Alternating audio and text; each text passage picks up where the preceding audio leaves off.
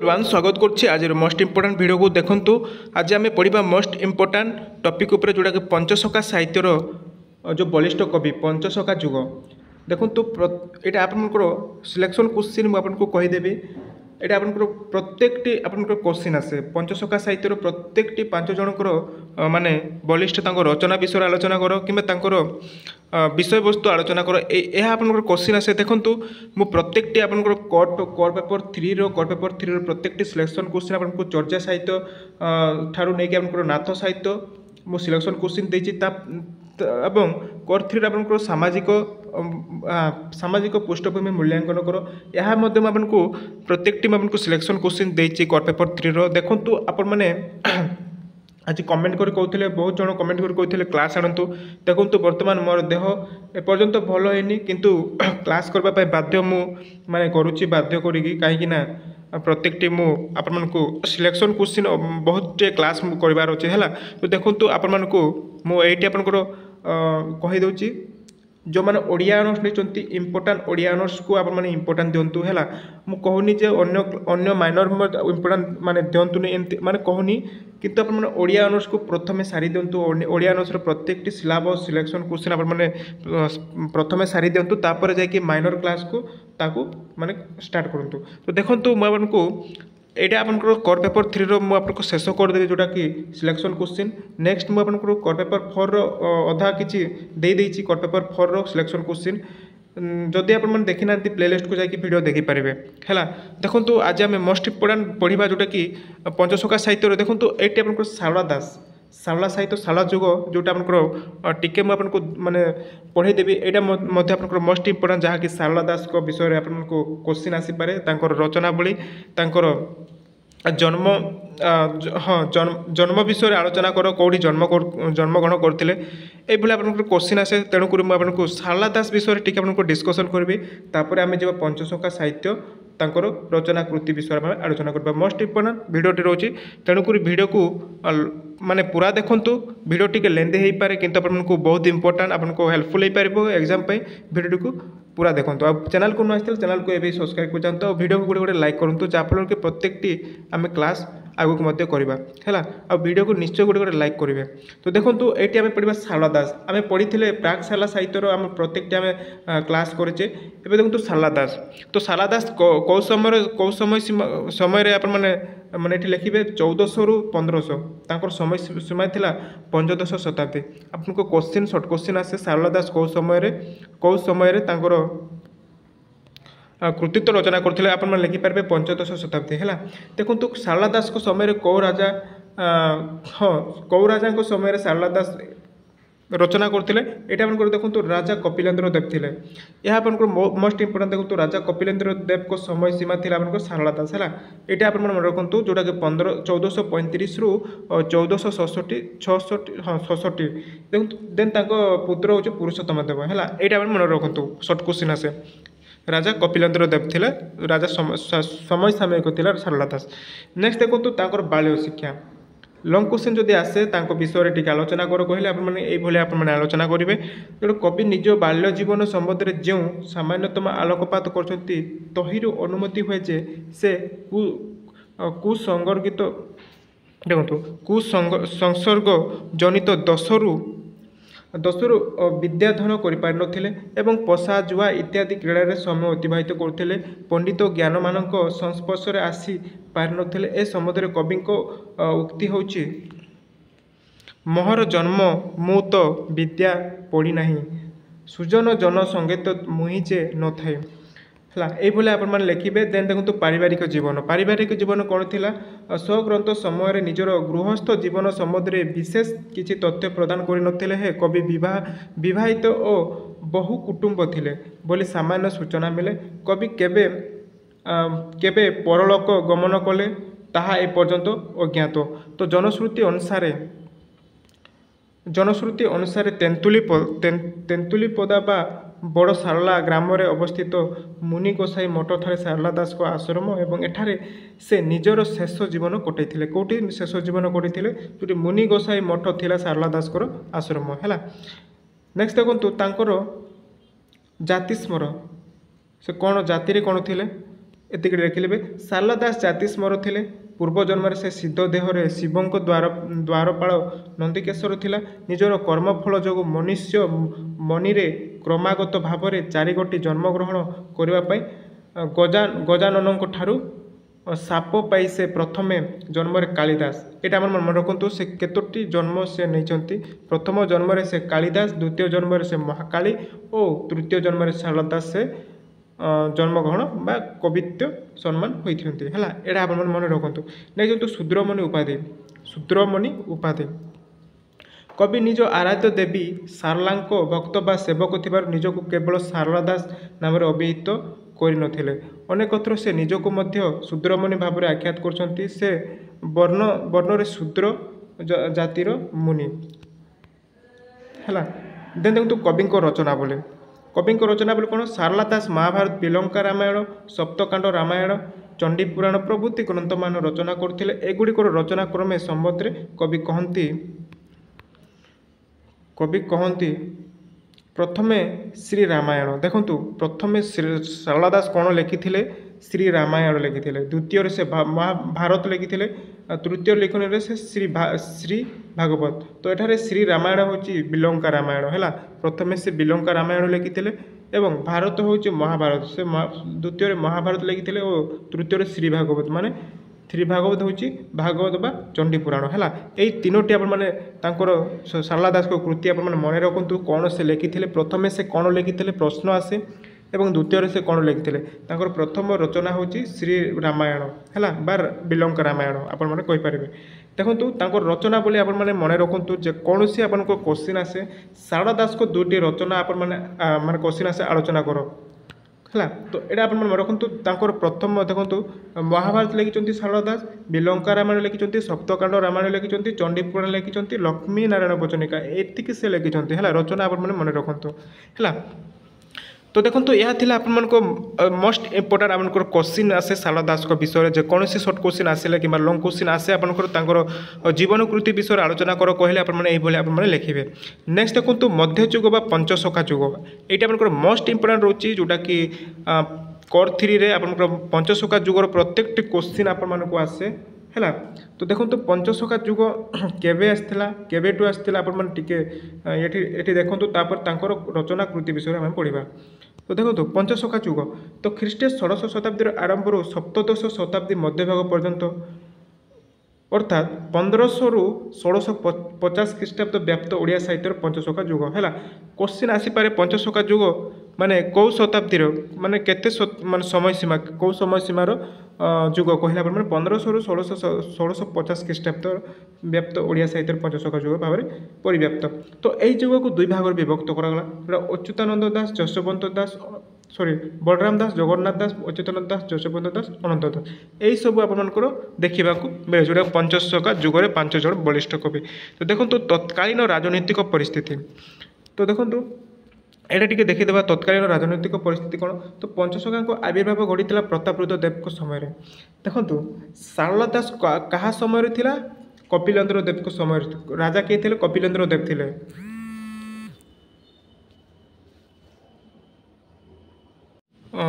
ଶାରଳା ଦାସ କେଉଁ ରାଜାଙ୍କ ସମୟସୀମା ଥିଲେ?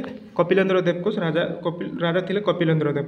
କିନ୍ତୁ ପଞ୍ଚସଖା ସାହିତ୍ୟରେ କେଉଁ ରାଜା ଆସିଛନ୍ତି? ପ୍ରତାପରୁଦ୍ର ଦେବ। ଏଇଟା ଆପଣମାନେ କୋଶ୍ଚିନ୍ ଆସେ, ସର୍ଟ କୋଶ୍ଚିନ୍ ଆସେ, ଆପଣମାନେ ମନେ ରଖନ୍ତୁ। ଯେଉଁ ପଞ୍ଚସଖା ସାହିତ୍ୟର ଆବିର୍ଭାବ ଘଟିଥିଲା କାହା ସମୟରେ? ପ୍ରତାପରୁଦ୍ର ଦେବଙ୍କ ସମୟରେ, ଯେଉଁଟାକି 1497ରୁ 1540 ଖ୍ରୀଷ୍ଟାବ୍ଦ ପର୍ଯ୍ୟନ୍ତ ହେଲା। ଏତିକି ଆପଣମାନେ ମନେ ରଖନ୍ତୁ, ସର୍ଟ କୋଶ୍ଚିନ୍କୁ ଆପଣମାନେ ଧ୍ୟାନ ଦିଅନ୍ତୁ। ନେକ୍ସଟ ଦେଖନ୍ତୁ ପ୍ରତାପରୁଦ୍ର ଦେବ ଥିଲେ ସୂର୍ଯ୍ୟବଂଶର ପ୍ରତିଷ୍ଠାତା। ଦେଖନ୍ତୁ ପ୍ରତାପରୁଦ୍ର ଦେବ କେଉଁ ବଂଶର ପ୍ରତିଷ୍ଠା ଥିଲା? ସୂର୍ଯ୍ୟବଂଶର ପ୍ରତିଷ୍ଠାତା। ତ ମହାପ୍ରତାପୀ ସମ୍ରାଟ କପିଳେନ୍ଦ୍ର ଦେବଙ୍କ ପୌତ୍ର ଏବଂ ସମ୍ରାଟ କପିଳେନ୍ଦ୍ର ଦେବ ପୁତ୍ର ପୁରୁଷୋତ୍ତମ ଦେବ, ତାଙ୍କର ପୁତ୍ର ପୁରୁଷୋତ୍ତମ ଦେବ ଯେଉଁ ବିଶାଳ ଓ ଗୌରବୋଜ୍ଜଳ ସାମାନ୍ୟ ପ୍ରତିଷ୍ଠା କରିଥିଲେ ହେଲା। ନେକ୍ସଟ ଦେଖନ୍ତୁ ପଞ୍ଚସଖା। ଶ୍ରୀ ଚୈତନ୍ୟଙ୍କ ଓଡ଼ିଶା ଆଗମନ। ଏଇଟା ଆପଣଙ୍କୁ ମନେ ରଖନ୍ତୁ। ଶ୍ରୀ ଚୈତନ୍ୟ କେବେ ଓଡ଼ିଶା ଆସିଥିଲେ? ଶ୍ରୀ ଚୈତନ୍ୟ ଓଡ଼ିଶା ଆସିଥିଲେ 1510 ଖ୍ରୀଷ୍ଟାବ୍ଦରେ। ପ୍ରଥମେ ସେ ଓଡ଼ିଶା ଆସି ପୁରୀରେ ପହଞ୍ଚିଲେ। ତ ମହାରାଜା ପ୍ରତାପରୁଦ୍ର ଦେବ ତତ୍କାଳୀନ ଓଡ଼ିଶାର ଶାସକ ଥିଲେ। ଦେଖନ୍ତୁ ଏଇଟା କୋଶ୍ଚିନ୍ ଆସିପାରେ। ଯେଉଁ ଶ୍ରୀ ଚୈତନ୍ୟ ଓଡ଼ିଶାକୁ ଆସିଥିଲେ ସେହି ସମୟର ରାଜା କିଏ ଥିଲେ? ଏଇଟା ଆପଣଙ୍କର ତତ୍କାଳୀନ ଓଡ଼ିଶାର ଶାସକ ଥିଲେ କିଏ? ପ୍ରତାପରୁଦ୍ର ଦେବ। है। ये देखो प्रताप रुद्र देव थे तत्कालीन ओडिशार शासक। तो पुरी रे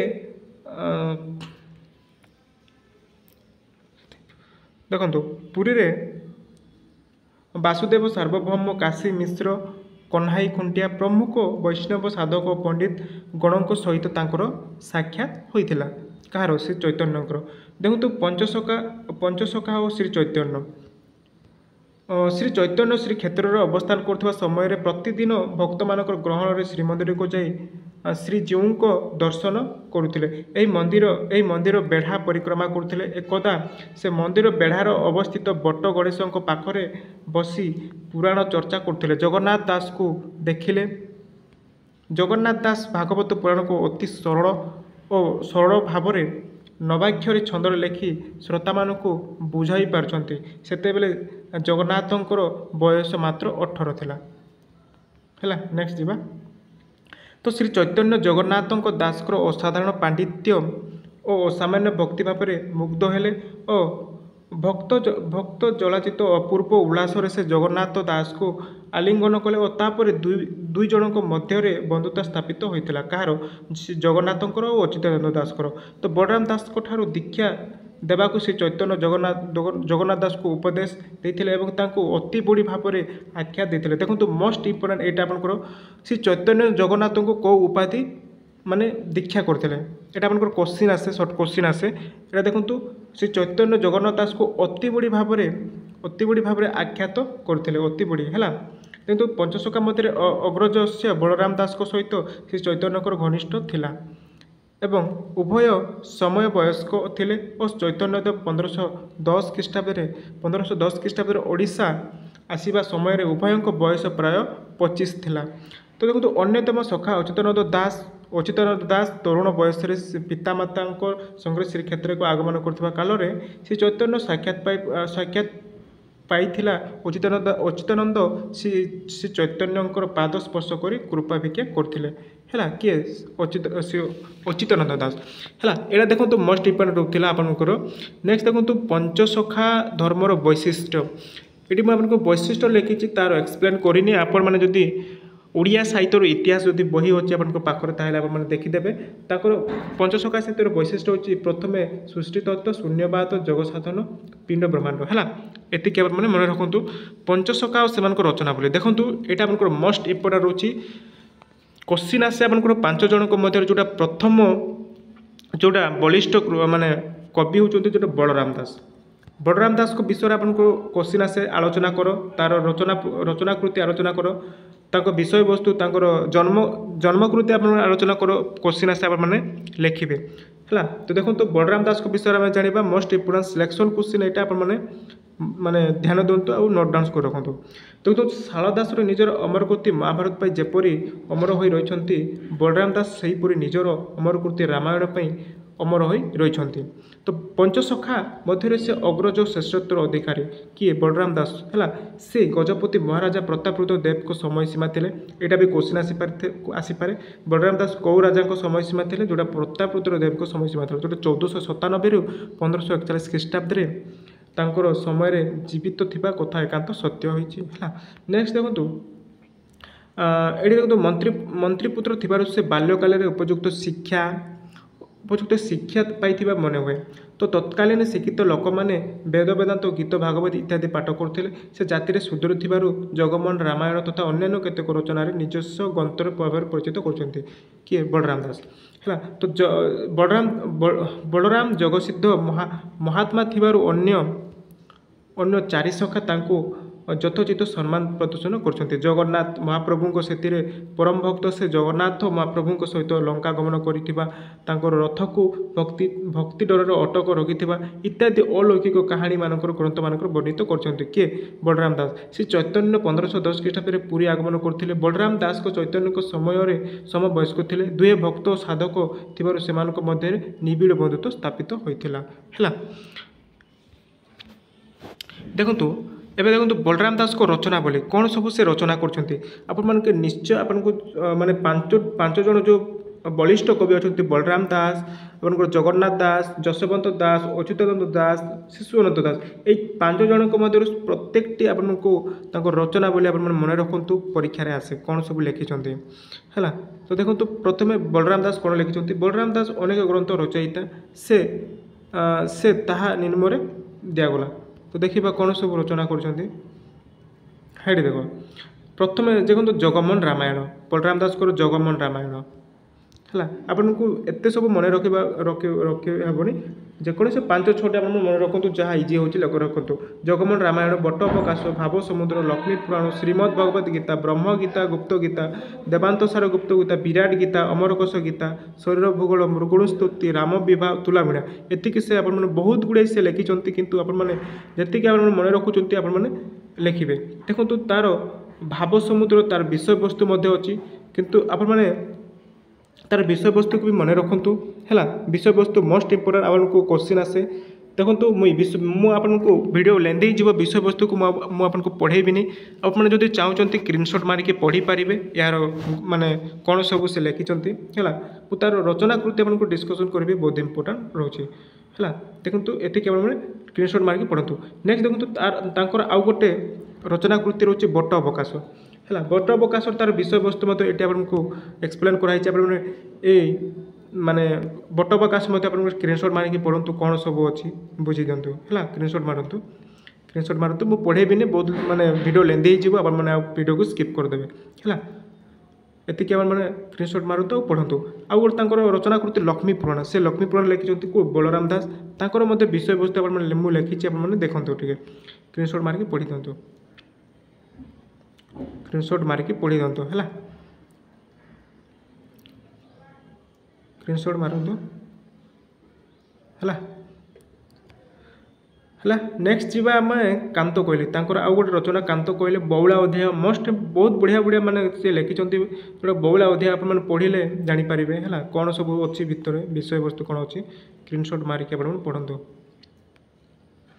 यहाँ को मन रखु एग्जाम आसे है यहाँ मन रखु है तो एतिक से लिखिं विषय वस्तु मुझे लिखी नेक्स्ट देखो जगन्नाथ दास को विषय टी जाना से कौन केबे जन्मग्रहण करते रचनाकृति कौन देखो पुरी सहर अनति दूर में कपिलेश्वरपुर शासन में अति बड़ी जगन्नाथ दास गोस्वामी जन्मग्रहण करते है कौटी जन्मग्रहण करते केबे जन्मग्रहण करते यह मन रखु पिता नाम था भगवान दास माता नाम था पद्मावती है।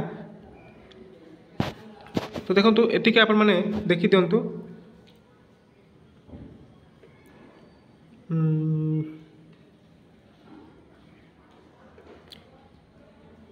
देखो जगन्नाथ दास केतोटी अलौकिक घटना आपको क्वेश्चन आसे केतोटी अलौकिक घटना कौन कौन सब अच्छी देखो जगन्नाथ दास जीवन अनेक अलौकिक घटना पूर्ण से गुड़िक मध्य गोटे हूँ अष्टभुज गोटे अलौकिक घटना हूँ अष्टभुज रूप है जगन्नाथ दास 8 गोटे हाथ शोभा पाला जोटा कि देखा मिले 4 गोटे हाथ केवल शंख धारण करते चक्र गदा पद्म थिला है 2 हाथ में श्रीरामकर संकेत और धनु तीर और अन्य 2 हाथ में श्रीकृष्णकर संकेत बंशी थिला जगन्नाथंकर मासक मध्य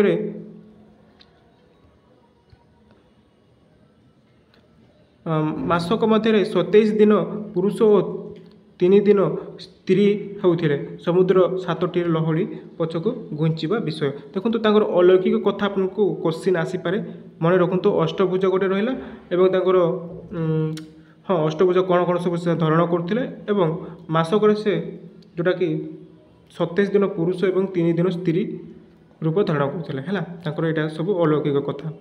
नेक्स्ट देखो रचना बोली देखा जगन्नाथ दास रचना बोली से कौन कौन सब लिखिं यहाँ आम मोस्ट इंपोर्टेंट देखो जगन्नाथ दास लिखिं श्रीमद् भागवत गीता तुला भिणा दारु ब्रह्म गीता अर्थ कोइली मृगुणी स्तुति गजस्तुति महाभारत दही खेल गुप्त भागवत है यहाँ से माने मोस्ट इंपोर्टेंट रचनाकृति मन रखते तार विषय वस्तु यहाँ माने कौन सब अच्छे तुला भिणा कौन अच्छी विषय वस्तु आप स्क्रीनशॉट मारिक पढ़े स्क्रीनशॉट मारतु आउ ये रहीगला आप बलराम दास को कांत कोइली विषय वस्तु मन स्क्रीनशॉट मारिक पढ़ु है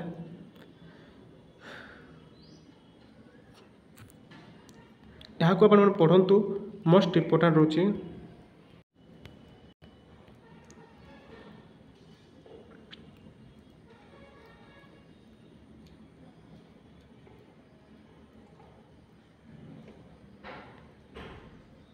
देखो जगन्नाथ दास को गजस्तुति तार विषय वस्तु ये आपने लिखि दिंतु पढ़ी दिंतु आपने पढ़ले आप जानीपारे मुझे पढ़ौनी कहीं पढ़ेला बेलू आ बहुत टाइम हो। नेक्स्ट देखो आपंकर जगन्नाथ दास गला अच्युतानंद दास दास को कौन सब विषय वस्तु अच्छी देखो विषय वस्तु आप मन रखु।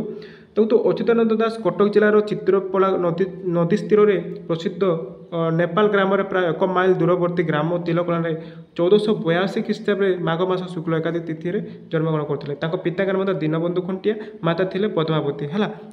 पिता माता किए थे यह आप मन रखु।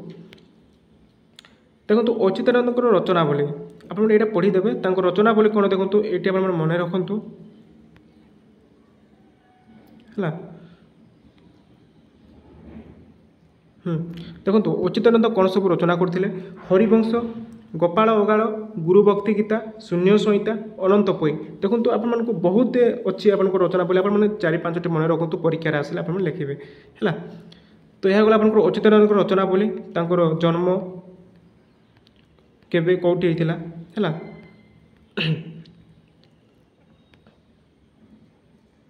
तो तांकर विषय वस्तु ये आप चाहिए लिखिपारे स्क्रीनशॉट मारिकी है स्क्रीनशॉट मारिकी लिखिपारे। आपंकर मोस्ट इम्पोर्टाट रोचे पंचसखा साहित्यर रचनावली है कौन से लिखिं केबे जन्म करते एति आप मन रखु एग्जाम आसे। नेक्स्ट देखो अच्युतानंद गला शिशु अनंत दास कौन देखो शिशु अनंत दास 16श शताब्दी पंचसखा मध्य अन्यतम सिद्ध साधक सरस्वती स्रष्टा कहानी वर्णना अनुसार शिशु अनंत दास गजपति महाराजा पुरुषोत्तम राजत्वर 25 अंक अर्थात 1484 जन्मग्रहण करते। किए शिशु अनंत दास 1484 जन्मग्रहण करते बोली सूर्य नारायण दास मत दिखती। तो देखो शिशु अनंत दास को जन्म कौटी होता शिशु अनंत दास जन्म कहानी जन्म काल उदय कहानी अनुसार 1486 ख्रीष्टाब्द जन्मग्रहण करते। से जन्म खोर्धा जिलार एटा पुरी जिला है खोर्धा नहीं पुरी जिलार बालीपटा ग्राम जन्मग्रहण करते। शिशु अनंत दास को पिता नाम था कपिल महांती है पिता नाम था कपिल महांती माता नाम था गौरदेवी यह मन रखु रचनावली आप मन रखु। तो देखो ये सी कौन सब रचना कर शिशु अनंत दास देखो हेतु उदय से लिखिं हेतु उदय चुंबक आगत भविष्य भक्ति मुक्ति दायक गीता आगत भविष्य मालिका से एतिक माने आउ केते बहुत लिखिं किंतु एतिक मन रखु शिशु अनंत दास कौन लिखिं। नहीं देखो जशवंत दास है जशवंत दास देखो जशवंत दास जगतसिंहपुर जिला अंतर्गत अढ़ंग ग्राम जन्म होते अढ़ंग ग्राम पिता थे जगु मल्लिक माता थे रेखावती जन्म माने मसीहा हूँ 1486 ख्रीष्टाब्द है। से जाति रे महानायक बा क्षत्रिय थे और वैष्णव दीक्षा ग्रहण कर दास संज्ञा धारण करते। यहाँ आप जशवंत दास कौन सब रचना करते ये देखो जशवंत दास रचना करते शिव स्वरदय है 2 नंबर प्रेम भक्ति ब्रह्मगीता 3 नंबर 84 आज्ञा जंत्रबली मंत्रबली आगत भविष्य धान चोरी है। देखो यहाँ आपंकर मोस्ट इम्पोर्टाट रोचे जोटा कि पंचसखा साहित्यर 5 जन कवि माने कौटी जन्मग्रहण करते पिता किए थे माता किए थे रचना बोली आलोचना कर। देखो आप प्रत्येक आपको ये वीडियो माध्यम आपको डिस्कसन करैली रचना कौन सब लिखिं आपको 5-6टी मिनिमम 5-6टी आप मन रखु प्रत्येक लोकंर ग्रंथ आप मन रखु एग्जाम आसे। अच्युतानंद दास रचनाकृति विषय 2टी आलोचना कर आपने क्वेश्चन आसे लिखिपारे प्रत्येकटी मुझे डिस्कसन करें सिलेक्शन क्वेश्चन आपने देखिपे। तो यहाँ आप मन रखु है यहाँ थी मोस्ट इम्पोर्टाट आशा करको वीडियो भल लगी वीडियो भल लगी वीडियो गोटे लाइक करूँ और चैनल को आसते चैनल को सब्सक्राइब कर जातु। देखो नेक्स्ट मो माइनर पॉलिटिकल साइंस आपको माने पीडीएफ टी मुझे आपको आनी आप देखिए लिखे प्रत्येक क्लास मुझे करी चेष्टा करी क्लास करने है। तो ये वीडियो को रखुची धन्यवाद।